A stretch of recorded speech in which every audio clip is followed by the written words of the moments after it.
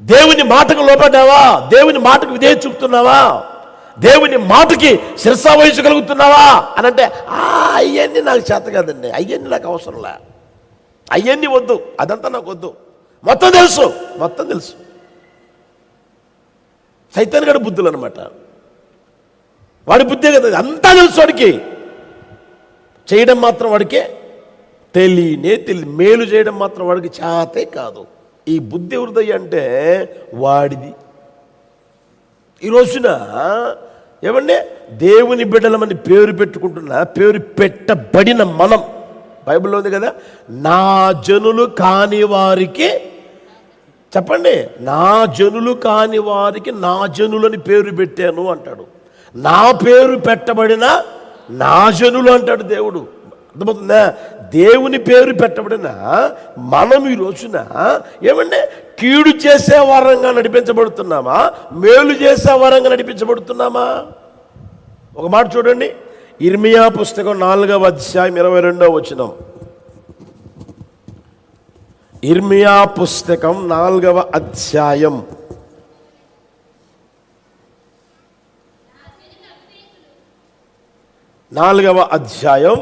22వ వచనం చూడండి. తీసారా? నా జనులు అవివేకులు, వారు నన్ను ఎరుగరు, వారు మూర్ఖులైన పిల్లలు, వారికి తెలివి లేదు, కీడు చేయుటకు వారికి తెలియను గాని మేలు చేయుటకు వారికి బుద్ధి చాలదు. కీడు చేయడానికి మాత్రం తెలుసంట వాళ్ళకి. ఏ రోజైనా సరే కీడు చేస్తారు, ఎప్పుడైనా కీడు చేస్తారు, ఎంత కీడైనా చేస్తారు.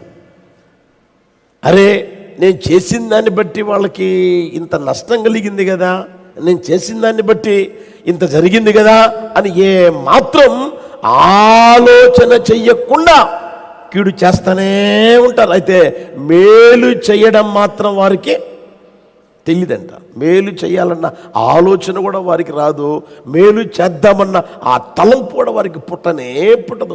చాలామంది గమనించిన దేవుని బిడ్డలారా, కీడు చెయ్యడం నేర్పాల్సిన అవసరం లేదు. అర్థమవుతుందా? కీడు చెయ్యడం నేర్చుకోవాల్సిన అవసరమే లేదు. అదేంటారే, దేవుడు యథార్థవంతులుగా పుట్టించిన కానీ వారు వివిధములైన తంత్రములు కల్పించుకున్నారంటారు చూడండి. ఆ విధంగా మనిషి ఏమైపోయాడంటే ఏమంటే ఆ సహజ స్వభావ సిద్ధమైన ఆ పరిస్థితులు ఎక్కడికి తీసుకెళ్తున్నాయి అంటే కీడు చేసేదానికి తీసుకెళ్తా ఉన్నాయి. అందుకని అంటాడు, కాస్త అది మాని మేలు చేయడం నేర్చుకోండి. యేసయ్యకి మహిమ కలుగును గాక. హల్లెలూయా, హల్లెలూయా. కీడు చేయడం మాని మేలు చేయడం నేర్చుకోండి. అట్టి కృప మనందరి మీద ప్రభు కుమ్మరించును గాక. మన వ్యక్తిగత జీవితాలని ప్రభు ప్రేమిస్తూ ఉన్నాడు.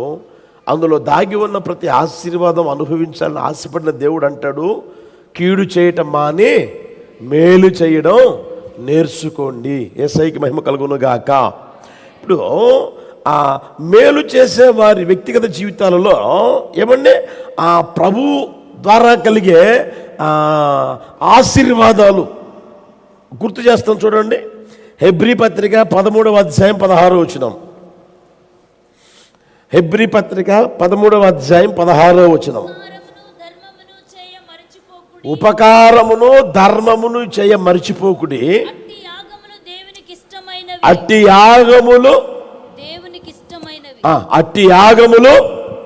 దేవునికి ఇష్టమైనవి అని రాయబడి. ఉపకారమును ధర్మమును చేయ మర్చిపోమాకండి. అట్టి యాగములు ఎవరికి ఇష్టమైనవి చెప్పండి? మేలు చేయుట అనేది దేవునికి ఇష్టమైందా, మనిషికి ఇష్టమైందా? మేలు చేయడం అనేది దేవునికి ఇష్టమైంది. ఆ దేవునికి ఇష్టమైన కార్యం ఏమంటే నువ్వు ఎంతగైతే చేస్తూ ఉంటావో, యేసు ప్రభు ఒక మాట అన్నారు, ఏమని తెలిసిన, ఈ లోకంలో సంచరిస్తున్న రోజుల్లో ఆయన నోట జాలువారిన మాట ఏంటంటే, నేను ఎల్లప్పుడూ ఆయనకి ఇష్టమైనవి చేయుచున్నాను కనుక ఆయన నన్ను ఒంటరిగా విడిచిపెట్టడు. యేసయ్యకి మహిమ కలుగును గాక. అర్థమవుతుందా? ఆయనకి ఇష్టమైనవి నేను చేయుచున్నాను కనుక ఎల్లప్పుడూ ఆయన నన్ను ఏ మాత్రం ఒంటరిగా విడిచిపెట్టడు. ఎంత గొప్ప భాగ్యం, ఆలోచన చేయండి. ఒంటరిగా విడిచిపెట్టకుండా ఎల్లప్పుడూ ఆయన నీకు తోడుగానే ఉంటాడు, నిన్నంటే ఉంటాడు, నిన్ను వెన్నంటే ఆయన నడుస్తూ నిన్ను నడిపించును గాక. హల్లెలూయా. ఆయన ఏమాత్రం నిన్ను ఒంటరిగా విడిచిపెట్టడం, ఏ రోజు విడిచిపెట్ట. ఎప్పుడు ఆయనకి ఇష్టమైనవి మేలు చేయటం అనేది ఆయనకి ఇష్టమైంది. అని ఎప్పుడు విడిచిపెట్టడు. రెండో మాట చూడండి, యోహాను సువార్తమానం 5వ అధ్యాయం 29వ వచనం చూడండి. యోహాను సువార్తమానం 5వ అధ్యాయం 29వ వచనం.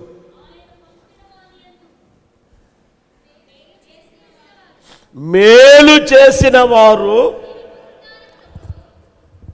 జీవ పునరుత్థానమునకును, కీడు చేసిన వారు తీర్పు పునరుత్థానమునకును బయటకు వచ్చెదరు. బాగా గమనించండి, మేలు చేసేవారికి దేవుడు ఎల్లప్పుడూ తోడుగా ఉంటాడు. మేలు చేసేవారు జీవ పునరుత్థానములో పాలు పొందుతారు. ఏ పునరుత్థానం అది చెప్పండి? జీవ పునరుత్థానము, తీర్పు పునరుత్థానం రెండు ఉంటాయి. మనకి పునరుత్థానం కలుగుతుందని మనం విశ్వసిస్తూ ఉన్నాం. ఆ తీర్పు పునరుత్థానంలో కాకుండా జీవ పునరుత్థానంలో మనం పాలు పొందుతాం. యేసయ్యకి మహిమ కలుగును గాక. ఈ రోజున మనం ఇంతగా ప్రభుని నమ్మింది, విశ్వసించింది, భక్తిగా, యథార్థంగా, నమ్మకంగా బ్రతుకుతూ ఉన్నది దేవుని దేనికోసమయ్యానంటే జీవ పునరుత్థానంలో పాలు పొందేదానికి. జీవ పునరుత్థానంలో పాలు పొందిన వారే పరలోకంలో ఉంటారు. తీర్పు పునరుత్థానంలో పాలు పొందిన వారు పరలోకంలో ఉండరు. జీవ పునరుత్థానం వరుసలు వేరు, పునరుత్థానాలు రెండే. జీవ పునరుత్థానము, తీర్పు పునరుత్థానం. జీవ పునరుత్థానంలో వరుసలు ఉన్నాయి, తీర్పు పునరుత్థానంలో వరుసలు ఉన్నాయి.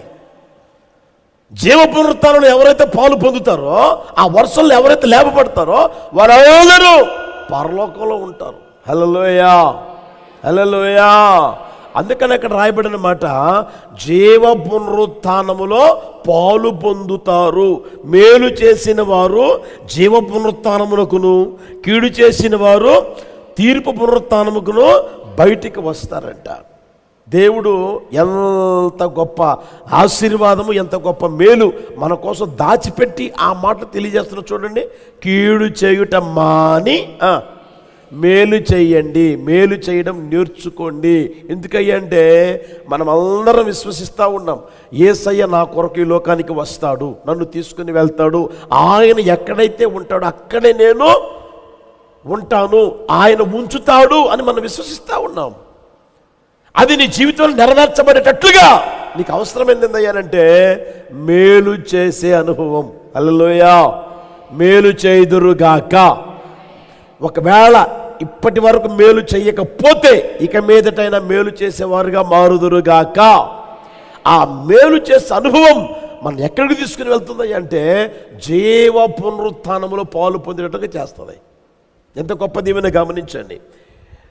ఇంకొకటి చూడండి, 4:7 గమనించండి. ఆదికాండము 4:7. ఆదికాండము 4:7.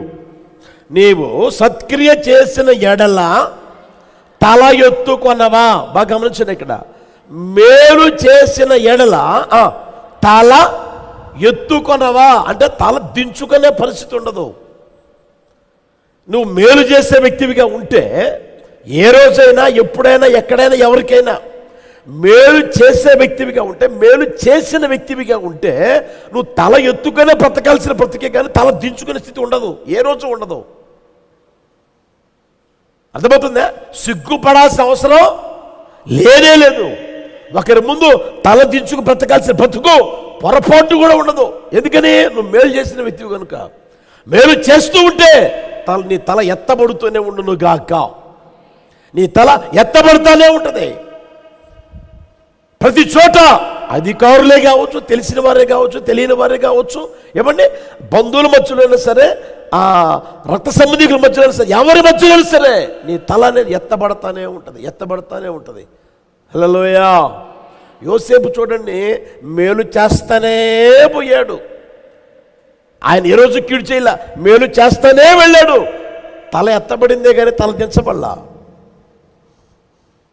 ఎంతగా తల ఎత్తబడింది అంటే ఈయనకు తెలియకుండా, చెయ్యి ఎత్తకుండా, ఈయనకు తెలియకుండా, కాలు ఎత్తకుండా ఆయన తల ఎత్తాడు దేవుడు. హల్లెలూయా. కనుక నీ జీవితంలో నువ్వు మేలే చేస్తూ ఉండగలిగిన ఆ స్థితిలో నీకు వచ్చుదువు గాక. ఇంకొక మాట కూడా చూడండి, గలతీ పత్రిక 6వ అధ్యాయం 9వ వచనం. గలతీ పత్రిక 6వ అధ్యాయం 9వ వచనం. మనము మేలు చేయుట యందు విసుకక ఉందుము, అలయక మేలు చేసితిమే అని తగిన కాలమందు మనము పంట కోస్తాం. హల్లెలూయా. బాగా గమనించండి, నువ్వు ఎంతైతే మేలు చేస్తా ఉంటావో, అర్థమవుతుందా, అంతగా ఒక రోజున ఏం చేస్తాడంటే పంట కోపిస్తాడు ఆయన. అంతగా ప్రతిఫలం నువ్వు పొందగలిగేటట్లుగా చేసే దేవుడు. హల్లెలూయా. అందుకంటాడు, మనం అలయక మేలు చేసితేమేనని తగిన కాలమందు పంట కోస్తాం. తప్పకుండా పంట కోస్తారు. బాగా గమనించండి, మేలు చేసిన వారికి కలిగే ఆశీర్వాదాలు ఏంటంటే తగిన కాలమందు పంట కోస్తారు, నీ తల ఎత్తబడుతుంది, జీవ పునరుత్థానములో పాలు పొందుతావు.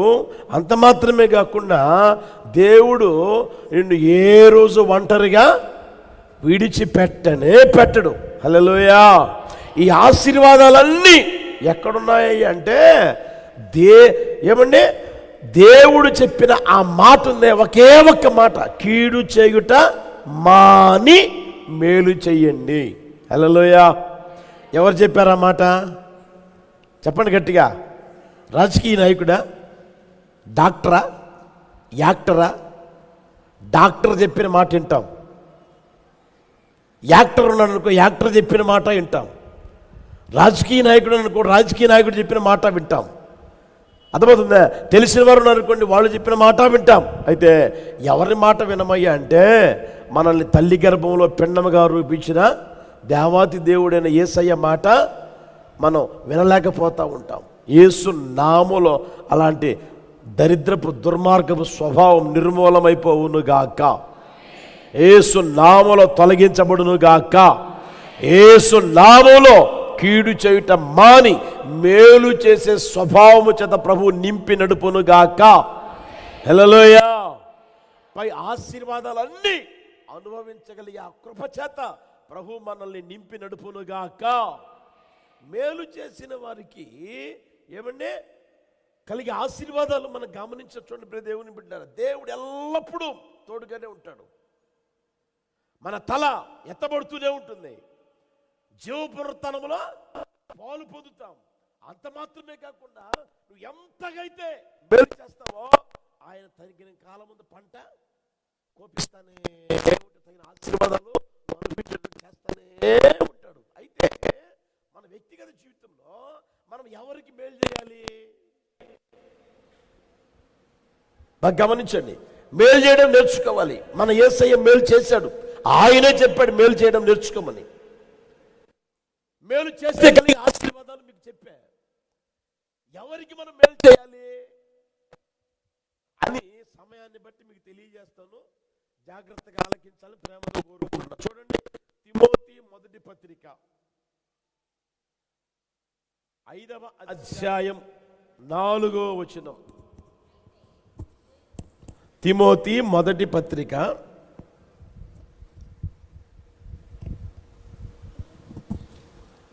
5వ అధ్యాయం 4వ వచనం. ఏ విధవరాలికైనను పిల్లలు గాని మనుమలు గాని ఉండిన ఎడల వీరు మొదట తన ఇంటి వారి ఎడల భక్తి కనబరుచుటకును తమ తల్లిదండ్రులకు ప్రత్యుపకారము చేయుటకు నేర్చుకొనవలెను.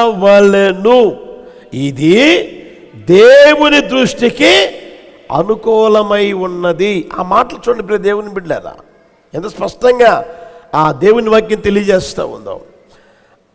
ఏ విధవరాలైనా సరే, ఇప్పుడు విధవరాలు అనే ఆమె ఉందనుకో, ఆ విధవరాలికి అమ్మా కాస్త మేలు చేయమ్మా అని చెప్పామనుకో, ఒకవేళ చెప్పామనుకో, నాకే గతి లేదు, నేనేం చేశానంటది. అవునా కదా? నేను పోయి కష్టపడి నేను పని చేసుకుంటే 4 రూపాయలు సంపాదించుకుంటా, నా పిల్లల్ని పోషించుకోగలను, నేనంత తినగలను, నా పిల్లకి అంత పెట్టగలను.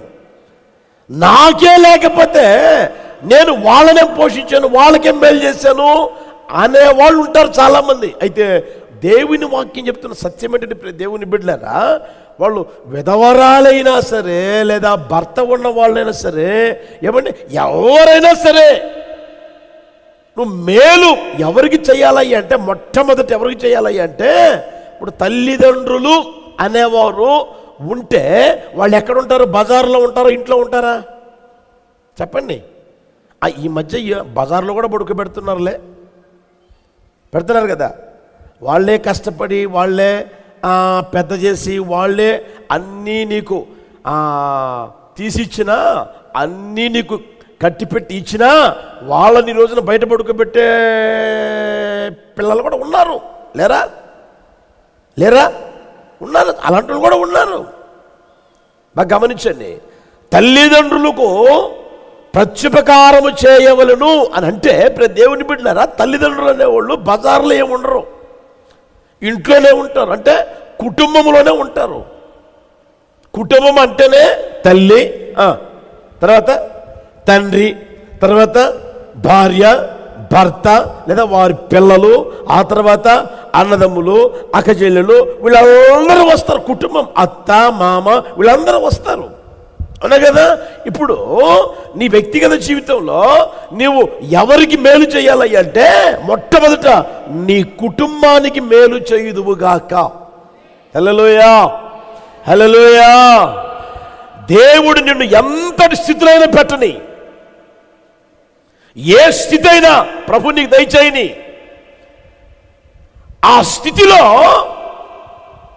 నీవు తప్పకుండా నీ కుటుంబానికి మాత్రం నువ్వు మేలు చేయగలగాలి. అక్కడ రాయబడ్డ మాట అది.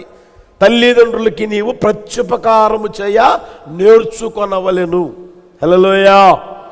రోజున చాలామందిని చూడండి ప్రియ దేవుని బిడ్డలారా, కుటుంబాన్ని పట్టించుకోడు కానీ ఇంట్లో ఉన్న భార్యని పట్టించుకోడు, ఇంట్లో ఉన్న భర్తను పట్టించుకోదు, ఇంట్లో ఉన్న అత్తమామలను పట్టించుకోరు, ఇంట్లో ఉన్న ఎవరిని పట్టించుకోరు. అర్థమవుతుందా? అక్కడేడో వాళ్ళు పట్టించుకుంటారు. లేరా ఇలాంటి వాళ్ళు? దేవుడు నీకు ఒక కుటుంబం ఇస్తే నీ భార్య నువ్వు పట్టించుకోగలుగుతున్నావా? నీ భార్య మీద నీకు ఒక భారం బాధ్యత ఉందా? నీ తల్లిదండ్రుల మీద ఒక భారం బాధ్యత ఉందా? నీ అత్తామామలు దేవుడు ఇచ్చాడు కదా, నీకు ఇచ్చిన కుటుంబం కదా, నీకు ఇచ్చిన భార్య, నీకు ఇచ్చిన భర్త, నీకు ఇచ్చిన అత్తమ్మ, నీకు ఇచ్చిన మామ, నీకు ఇచ్చిన కుటుంబం కదా. ఆ కుటుంబానికి నువ్వు మేలు చేయకుండా నేనేదో ఆ బజార్లో అక్కడేడో ఉన్నారంటే వాళ్ళకి నేను మేలు చేస్తానంటే నువ్వు దేవుని వాక్యానికి విరోధంగా పాపం మూటగట్టుకున్న వ్యక్తి అవుతావు. బైబిల్లో ఉన్న మాట చూపిస్తాను చూడండి. 15వ అధ్యాయం 5వ వచనం చూడండి. మత్తయి సువార్తమానం 15వ అధ్యాయం 5వ వచనం.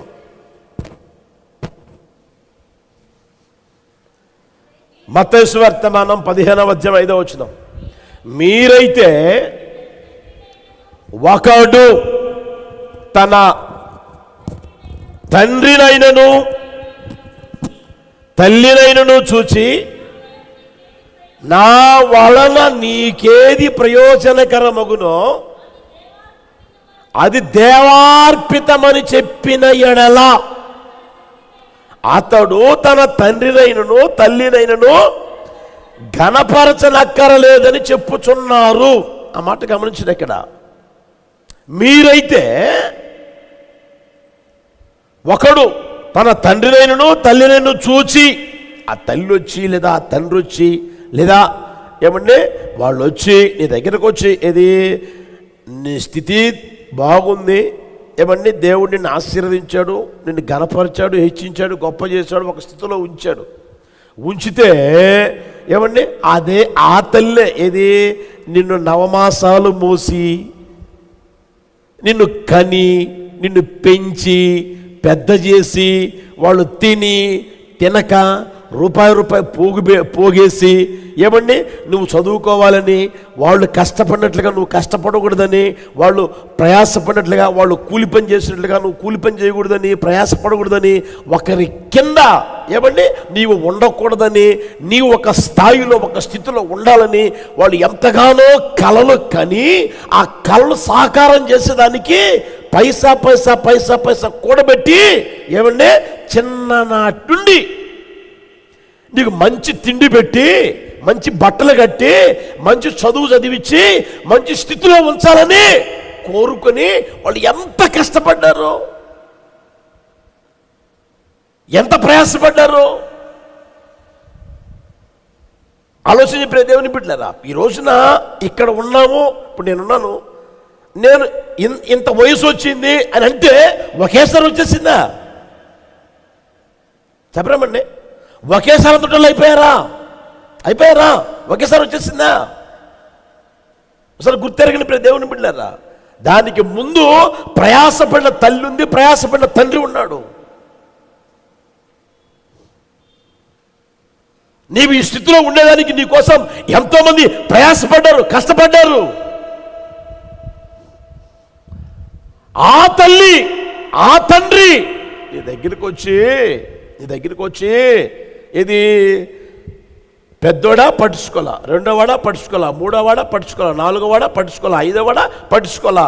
ఈ మధ్య ఇక కొత్తగా వింటా ఏమని వచ్చినా, అయ్యా పెద్దోడు ఒక నెల చూస్తాడయ్యా, రెండోవాడు ఒక నెల చూస్తాడయ్యా, మూడోవాడు ఒక నెల చూస్తాడయ్యా, మళ్ళీ ఇడికి వచ్చేసరికి ఇంచుమించుగా ఏదో గడిచిపోతుందయ్యా, ఏదో అయిపోతుందయ్యా, ఏదో అట్లా గడిచిపోతా ఉందయ్యా అన్న ఆ బాధతో వేదనతో ఆ తల్లి ఆ తండ్రి ఏమంటే నడిపించబడుతున్న ఆ పరిస్థితులు ఒకసారి గుర్తెరుగు. నిన్ను కని నిన్ను పెద్ద చేసి ఒక స్థితిలోకి తీసుకుని వస్తే ఈ రోజున ఆ తల్లే ఆ తండ్రే నీ దగ్గరికి వచ్చారే, 4 రూపాయలు కావాలరా, 5 రూపాయలు కావాలరా, లేకపోతే ఇదిగోరా ఇది పరిస్థితి, ఇది ఈ అవసరం చేసి పెట్టరా, ఇది చేసి పెట్టరా అని ఒకవేళ నేను అడిగిందనుకో, అప్పుడు ఏమన్నాడంటే వాడు, చూడండి అక్కడ, ఎవడైనను మీరైతే ఒకడు తన తల్లినైనను తండ్రినైనను చూచి నా వలన, అంటే ఇతనికి చేతవు, ఆ పని చేయడం ఇతనికి చేతవు, ఆ సహాయం చేయడం ఇతనికి చేతవు, ఆ మేలు చేయడం ఇతనికి చేతవు, చేత కాకపోతే ఇబ్బందిలే, చేతవు. ఆ మేలు తల్లికి చేయగలడు, ఆ మేలు తండ్రికి చేయగలడు, ఆ మేలు అన్నదమ్ములకు చేయగలడు, ఆ మేలు చేయగలడు. అయినా అతను ఏమంటున్నాడంట, చెప్పండి ఏమంటున్నాడంట, దేవార్పితం. ఏంటి ఏమంటారు తెలిసిన, ఇంకా మన భాషలో చెప్పాలంటే నా దగ్గర ఎక్కడున్నాయి మమ్మీ, ఏంటంట చెప్పండి, నా దగ్గర ఎక్కడున్నాయి, వాళ్ళు అడిగిందేమి, లచ్చ అడిగారా? చెప్పరామండి, ఆ లచ్చ ఇచ్చినా కూడా ఆ ముసలాం ఏం చేసుకుంటుంది, మళ్ళా మూటగట్ట నీకు కదా ఇచ్చేది. ఎప్పటికీ ఆ తల్లిని ఆ తండ్రిని పీల్చి పిప్పి చేసే కుమారులు ఉన్నారు, పీల్చి పిప్పి చేసే తల్లులు ఉన్నారు, తండ్రులు ఉన్నారు, అలాంటి వాళ్ళు కూడా ఉన్నారు, కాదన్నట్లే. అయితే నీ వ్యక్తిగత జీవితంలో నీకు చేతనైంది, ఆ మాట చూడండి ఇక్కడ, చూచి నా వలన నీకేది ప్రయోజనమో, నా వలన నీకేది, నేనేది చెయ్యగలను అది అది అర్థమవుతుందా? దేవార్పితం అని ఎప్పుడు చెప్పమాకండి ప్రియ దేవుని బిడ్డలారా. యేసయ్యకి మహిమ కలుగును గాక. హల్లెలూయా. అదే చెయ్యలేను, నా వల్ల కాదు అని ఎప్పుడు అనమాకండి. అది ఏం ఆశిస్తారు నీ దగ్గర? నిన్ను కని, నిన్ను పెంచి, నిన్ను పెద్ద చేసి ఇంతటి స్థితిలోకి తీసుకొస్తే నీ దగ్గర ఏం ఆశిస్తారు?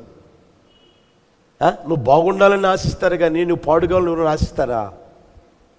ఎవరో 100 కోటి కొంటారు. అలాంటి తల్లు కూడా ఉంటారనుకోండి.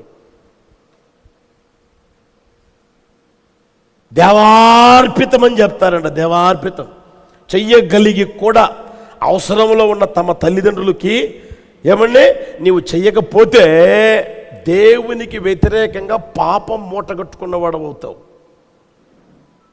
మీరు ఇంటికి వెళ్ళిన తర్వాత అదే వాక్యాన్ని వాడుక భాష బైబిల్లో చదివి చూడండి, మీకు ఇంకా బాగా అర్థమయ్యేటట్టుగా ఉంటుంది. కనుక ఏ రోజైనా సరే ప్రియ దేవుని బిడ్డలారా, నీకు దేవుడిచ్చిన కుటుంబానికి మొదట మేలు చేయుదువుగాక. హల్లెలూయా, హల్లెలూయా.